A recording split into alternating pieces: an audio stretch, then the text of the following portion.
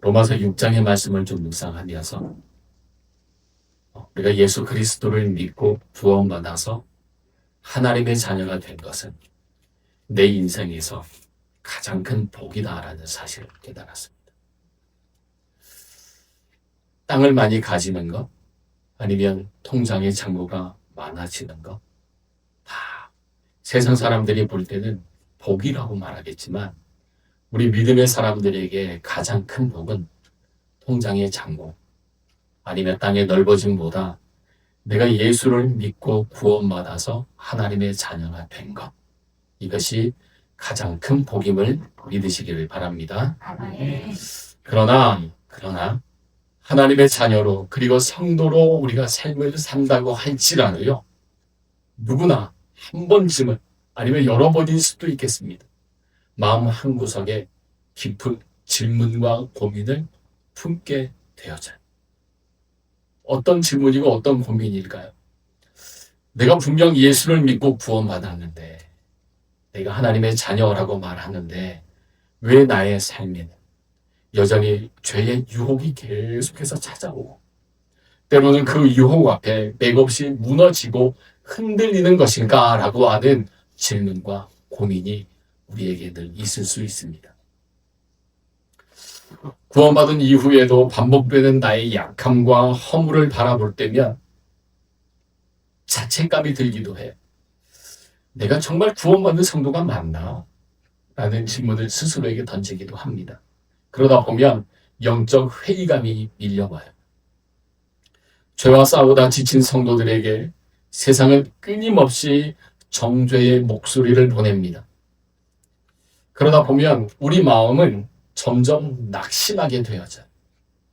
오늘 본문에서 사도 바울은 바로 이러한 고민 속에서 신음하며 살고 있는 저와 여러분을 향해서 복음의 가장 깊고 명확한 진리를 선언해주고 있습니다. 그렇습니다. 바울은 오늘 본문을 통해서 우리가 예수 그리스도를 믿을 때 내 영혼과 신분에 어떤 근본적인 변화가 일어났는지, 그리고 은혜 아래서 산다는 것이 우리의 삶에 얼마나 강력한 실제적 능력이 되는지를 명확하게 제시해주고 있어요. 오늘 선포되는 말씀을 통해서 나를 짓누르던 이 죄책감과 패배의 사슬이 끊겨지기를 원합니다. 그리고 하나님이 저와 여러분에게 주시는 진정한 자유와 승리의 그 은혜를 깊이 경험하면서 나머지 우리 주어진 삶을 살아가는 저와 여러분 될 수 있기를 주의 이름으로 축복합니다. 함께 나눌 첫 번째 내용입니다. 우리가 먼저 기억해야 할 것은 영적인 진리가 있다라는 거예요. 그것은 우리가 그리스도와 연합하여서 죄에 대해 이미 죽은 존재라는 사실입니다. 이것이 영적인 진리예요. 사도 바울은 예수님의 십자가와 부활이 단지 2000년 전 성경 속에만 남겨진 옛날 이야기가 아니다라고 오늘 우리에게 말해주고 있습니다. 그 사건, 즉 예수님의 십자가와 부활은 바로 오늘을 살아가고 있는 나의 이야기예요. 나의 이야기이고 또한 내 영적 신분과 직결되어 있는 현재의 사건입니다. 과거의 이야기만 아니라는 거예요. 오늘의 나의 이야기이고 오늘 현재의 사건이다라는 사실을 사도 바울은 오늘 우리에게 말해주고 있습니다. 여러분, 오늘 본문의 8절 그리고 11절 말씀을 한번 보실래요? 8절과 11절 말씀을 우리가 나누어서 함께 읽어보겠습니다. 8절 먼저 읽습니다. 함께 하시죠. 만일 우리가 그리스도와 함께 죽었으면 또한 그와 함께 산 줄을 믿노니. 아멘. 11절입니다. 이와 같이 너희도 너희 자신을 죄에 대하여는 죽은 자요 그리스도 예수 안에서 하나님께 대하여는 살아있는 자로 여기는지어다. 아멘. 성도 여러분, 예수님께서 십자가에 못 박혀 돌아가실 때 죄의 종로를 하던 우리의 옛 모습도 십자가에서 함께 죽었습니다.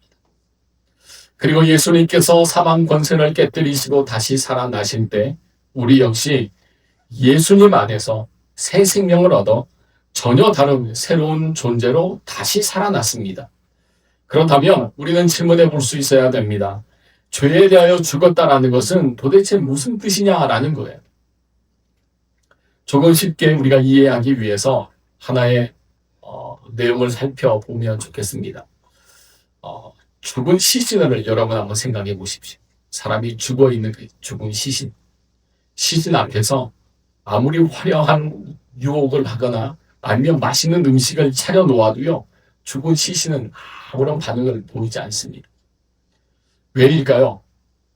이미 생명이 끝났기 때문에 그래요.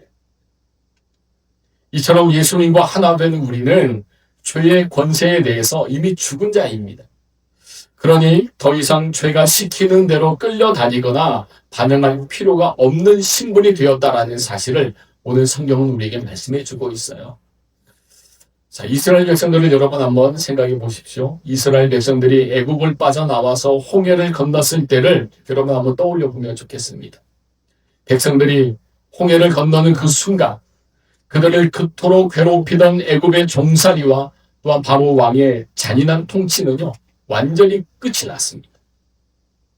물론 그들은 광야의 길을 걸어가면서 고통을 만날 때마다 애굽에 있을 때가 좋았는데 라고 하면서 애굽을 떠올리고 또한 흔들릴 때도 있었음을 성경은 말씀하고 있습니다. 하지만 그렇다고 해서 그들이 다시 애굽의 종이었던 과거로 돌아갈 수는 없었습니다. 돌아가지 못했어요. 홍해라고 하는 분명한 경계선을 지나면서 신분이 완전히 바뀌어졌기 때문에 그렇습니다. 홍해 전에는요, 종의 신분이었습니다. 노예였어요. 하지만 홍해를 건너면서 이들의 신분은 바뀝니다. 하나님 안에 은혜 가운데 사는 자들의 신분으로 바뀌어요.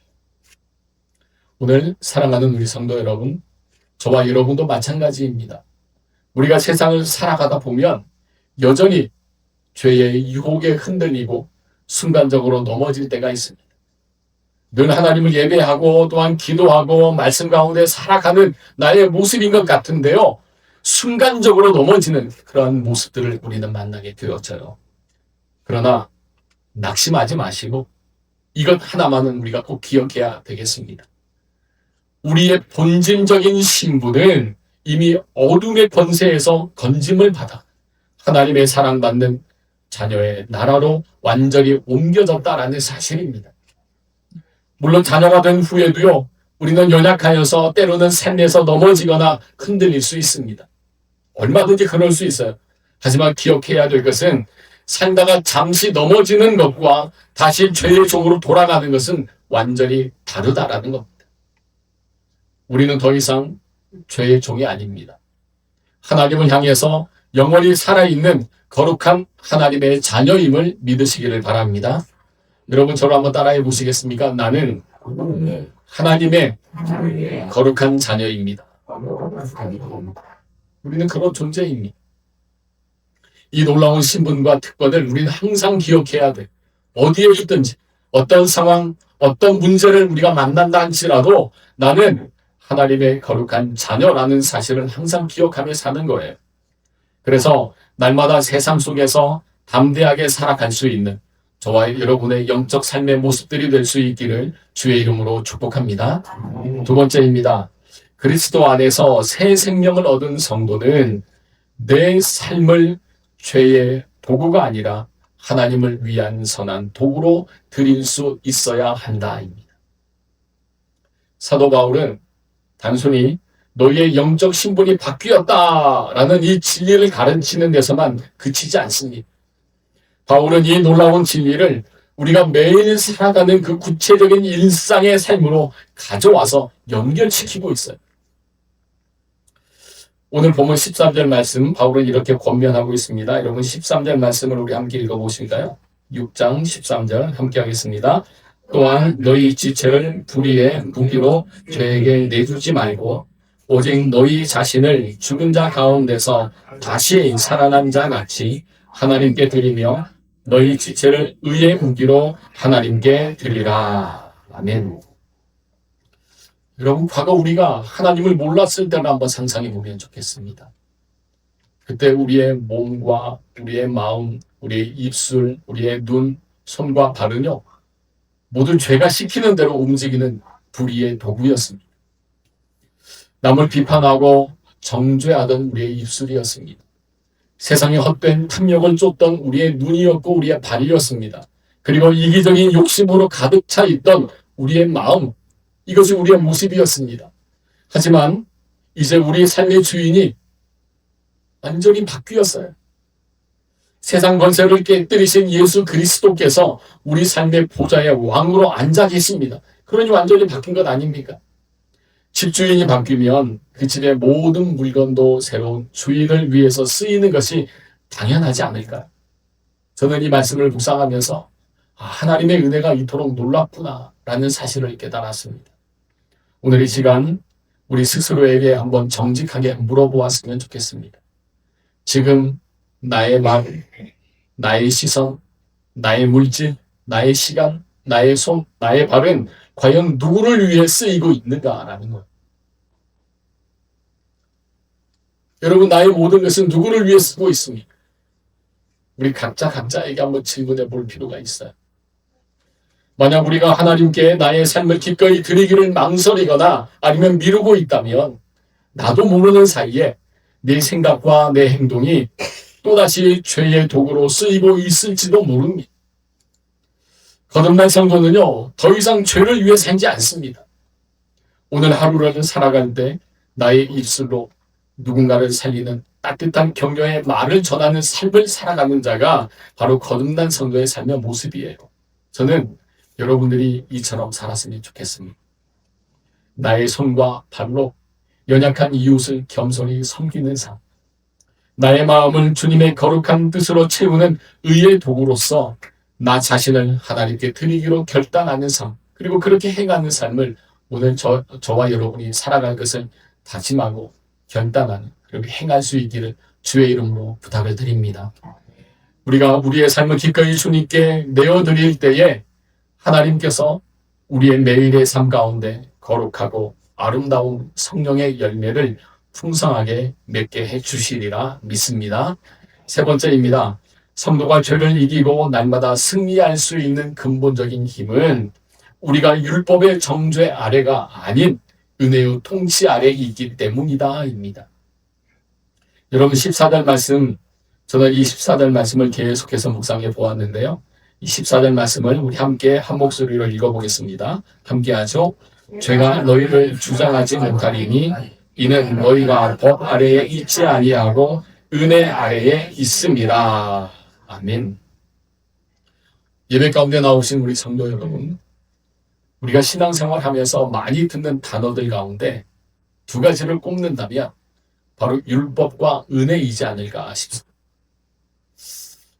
근데 문제는 이 둘의 차이를 정확하게 구별하지 못하며 살아가고 있다는 거예요. 율법이 뭔지, 은혜가 무엇인지 정확하게 구별하지 못한 채 그저 힘겹게 살아간 때가 많습니다. 자, 그러면 우리는 생각해 봐야 됩니다. 율법이 뭐냐라는 거예요. 율법은 우리에게 거룩하게 살아라, 죄를 짓지 말라라고 하면서 올바른 기준을 제시하며 명령을 합니다. 하지만 안타깝게도요, 율법은 그 명령을 따라 살 수 있는 내면의 힘까지는 주지는 못해요.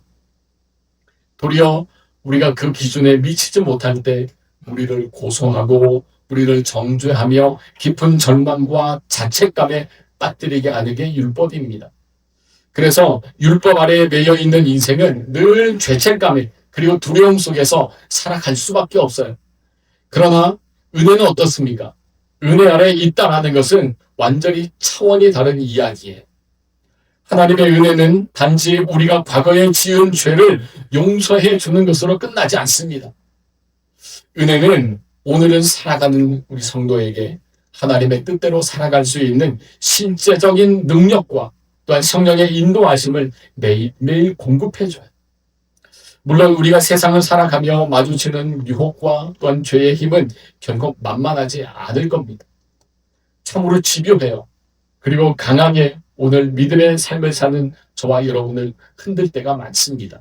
하지만 성도 여러분, 결코 잊지 말아야 될 것이 있습니다. 지금 나를 붙들고 계신 하나님의 은혜는 세상의 어떤 죄와 유혹의 힘보다 비교할 수 없을 만큼 더 강하고 더 크다라는 사실입니다. 분명한 것은 은혜 아래 사는 신자는 자신의 의지나 고작 내 힘으로 죄를 버텨내는 사람이 아니라 나를 강하게 하시는 성령의 능력에 힘입어서 죄를 능히 이겨내는 사람입니다. 그러므로 내 안의 연약함을 바라보면서 낙심하지 마십시오. 나는 이 정도밖에 안 되는구나. 그러지 않습니다. 끊임없이 나를 정죄하고 무너뜨리려는 율법의 목소리에 여러분 속지도 마십시오. 바라기는 오늘도 변함없이 우리를 품어주시며 다시 이렇게 세우시는 하나님의 거룩한 은혜의 보좌 앞으로 담대히 나아갈 수 있는 저와 여러분 모두가 되어야 할 줄로 믿습니다. 그게 하나님이 저와 여러분에게 주시는 특권이에요.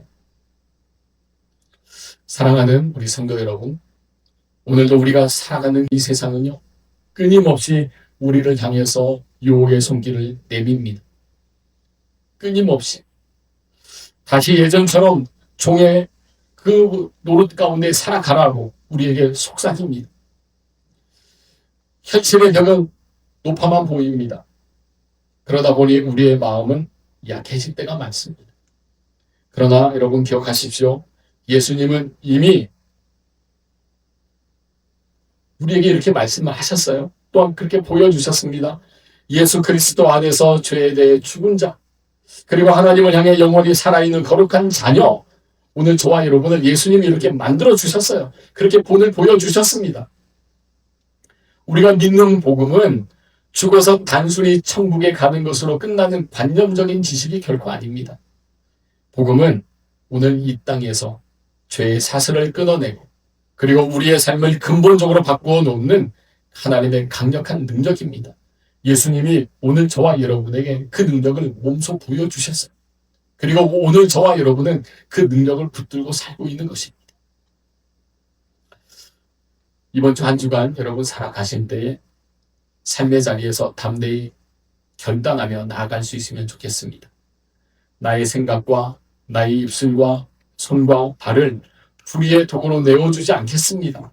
오직 하나님이 기뻐하시는 의의 도구로 내어드리겠습니다. 라고 하는 다짐과 결단을 오늘 저와 여러분이 해야 될 줄로 믿습니다. 나를 정죄하는 세상의 죄의 목소리에 여러분 귀를 닫으세요. 그리고 나를 은혜로 통치하시는 주님의 음성에만 귀를 기울이십시오. 예수 그리스도가 나의 참된 주인이심을 매일의 삶 속에서 선포하며 나아갈 때에 주님께서 주시는 세상이 줄 수 없는 참된 자유와 또한 평안, 그리고 영적인 승리의 기쁨이 성도 여러분의 삶의 가정, 그리고 일터 가운데 충만케 되어지기를 주의 이름으로 축복합니다. 기도하겠습니다. 은혜의 하나님 아버지, 오늘 말씀을 통해